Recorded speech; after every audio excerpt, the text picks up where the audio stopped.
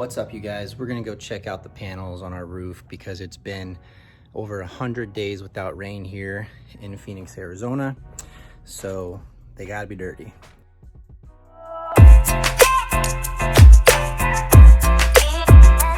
I talked to Silfab, the manufacturer. I talked to Titan, who is the installer, and they say if you haven't seen any reduction in your production, then just wait for the next rainfall. But it's been 100 days. I figured if we give it a wash tomorrow, we do a before and after. We'll see how dirty it is today, and then tomorrow get it cleaned, and then we'll look at the production and see if it changed. So it'll be a good little experiment. We'll see up there.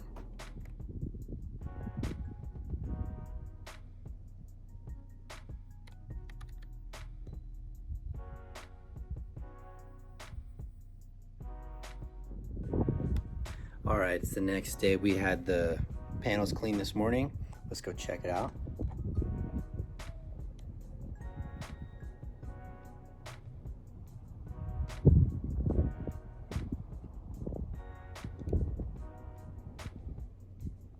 All right, so after seeing the panels before and after, here is the production before and after.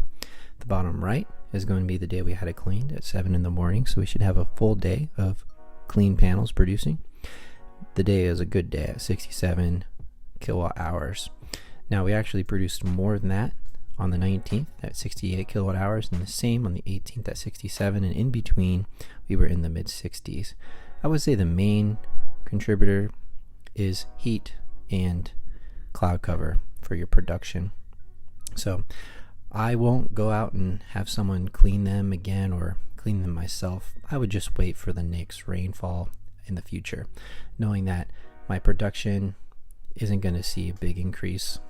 As you saw within the week, I was able to produce the same amount on a similar day than I did with perfectly clean panels. So there's the production before and after, and it's good to know that the panels are going to do their work, dirty or clean. Thank you for joining me on the video. Don't forget to sign up or go to tryandsolar.com for more information and your free quote. See you next time.